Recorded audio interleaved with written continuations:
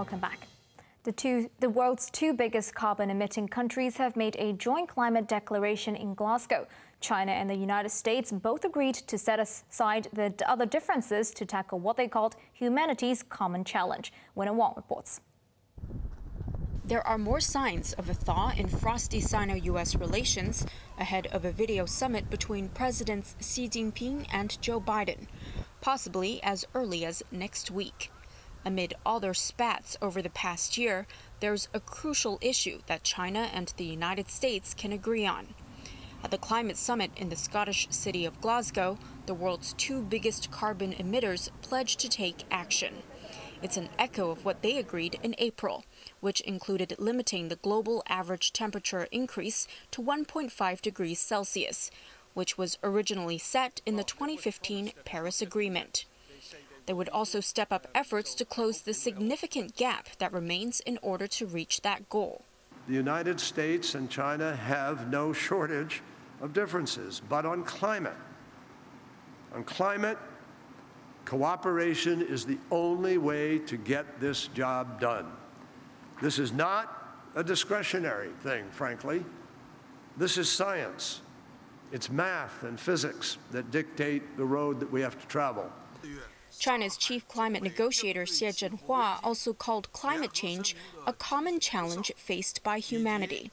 He added that as the two major powers of the world, the U.S. and China shoulder special international responsibilities and obligations.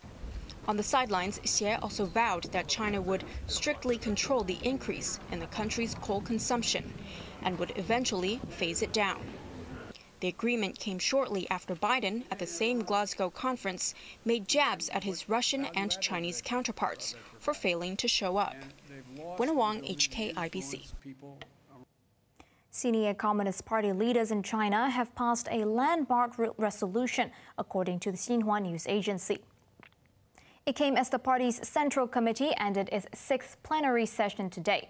The historical resolution is only the third of its kind, with the previous two tabled by Mao Zedong and Deng Xiaoping. It's seen by many as a move by President Xi Jinping to enshrine his status as a significant leader and paving the way for an unprecedented third term. Human rights groups have denounced European governments for turning desperate migrants into political pawns. Children and pregnant women are among the thousands of people from the Middle East stranded in Belarus as they try to reach Germany through Poland.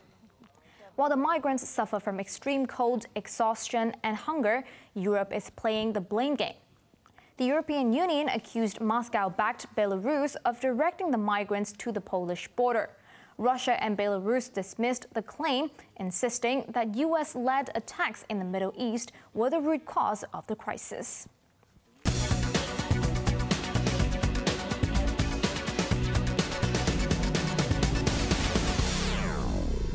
The Hang Seng Index closed 1% higher today, with mainland developers gaining on hopes that Beijing will relax policies to help the struggling real estate sector. The index that tracks mainland property firms listed locally jumped 5.6%. The Logan Group surged 9.3%, while Sunic added 8.4%. Cash-strapped Evergrande soared 6.8% after avoiding default at the last minute by paying interest to bondholders. To the markets now, the Hang Seng closed up 251 points. Top 10 active stock, Tencent closed down $6, Meituan up $5, Alibaba climbed $2, and Ping An $2.15 up. Tracker Fund was up 28 cents, Kuaishou up $6.45, and Xiaomi down 45 cents. To the foreign exchange, trading against Hong Kong dollar, euro trading at 8.94, British pound at 10.44, and Australian dollar at 5.69. And over in the UK, the FTSE 100 is up 29 points. China's biggest import fair has ended with orders from mainland companies falling slightly from last year. Deals worth $70 billion were reached at the China International Import Expo in Shanghai. Although the value of purchases was lower, the fair was hailed as a success. Almost 3,000 firms from 127 countries and regions displayed their products during the 6-day event. Preparations have begun for next year's fair, with interested firms already booking more than 150,000 square meters of exhibition space. Moving on to the weather now, it will be mainly fine with a few clouds in the morning and very dry during the day. Temperatures will range between 19 and 25 degrees. And more dry weather over the weekend and some sunny periods on Sunday. Now let's take a look at the weather around the world.